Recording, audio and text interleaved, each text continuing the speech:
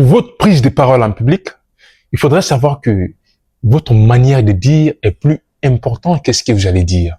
Vous savez, la majorité des gens, quand ils doivent parler en public, se concentrent beaucoup sur le fond, le contenu du message.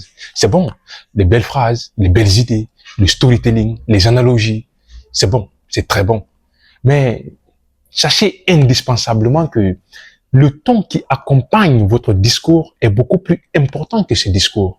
Puisque la vocation de tout orateur, de tout communicant, c'est d'impacter son public, transmettre sa conviction par l'émotion. Et cette émotion n'a pour véhicule que le ton. Le ton est le véhicule de l'émotion, la prosodie, la variation de ton et l'intonation. Et cette intonation donne un sens à la phrase, c'est-à-dire une seule phrase, beaucoup de sens, juste par changement de ton. Quand je prends par exemple cette phrase avec ce ton, le bonheur, s'il existe, est dans l'épreuve surmontée, jamais dans l'épreuve évitée. Ce ton, c'est un ton d'expertise. C'est comme quelqu'un a vécu une situation, il veut que vous compreniez ce qui se passe dans cette situation. Il veut vous enseigner à travers ce qui s'est passé. Il a vécu, il sait de quoi il s'agit, et là, il veut vous enseigner, il veut vous apprendre ce qui s'est passé. C'est un ton d'expertise. Et quand je prends cet autre ton, le bonheur, s'il existe, est dans l'épreuve surmontée, jamais dans l'épreuve évitée.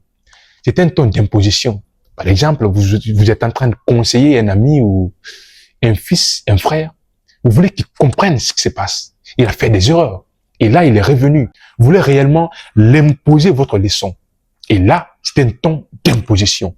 Et quand on pense cet autre ton, le bonheur, s'il existe, est dans l'épreuve surmontée.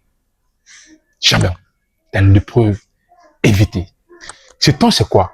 Ce ton, c'est un ton d'impression. Quand quelqu'un veut que vous n'oubliez jamais ce qu'il est en train de dire, il utilise ce ton. Un ton calme, avec une pause bien placée. Ça permet au cerveau de capter, d'analyser et de stocker votre information. Alors, il faudrait savoir à partir d'aujourd'hui que la manière de ce que vous allez dire est plus importante que le message en question. Si tu as aimé cette vidéo, n'hésite pas de t'abonner, de liker et de me dire dans les commentaires ce qui te manque dans la communication, ce que tu as besoin réellement dans la prise de parole en public pour que nous ayons le temps de l'aborder et vous permettre votre développement constant.